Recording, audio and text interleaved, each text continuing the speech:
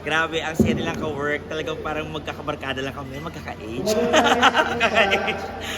At saka, ang gaan-gaan lang nilang ka-work kasi parang naglalaro lang sila eh. Parang naglalaro lang kami. And hindi sila mahirap ka-work kasi talaga namang sila very approachable, very welcoming sa kanilang show. Kaya naman, congrats sa Maka at sa mga kids. Lumipad si Lily! Bumagsak!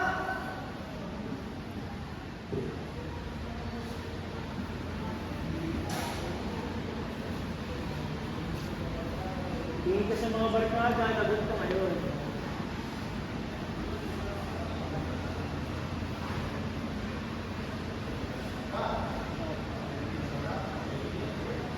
Okay, it's a wrap. Thank you so much.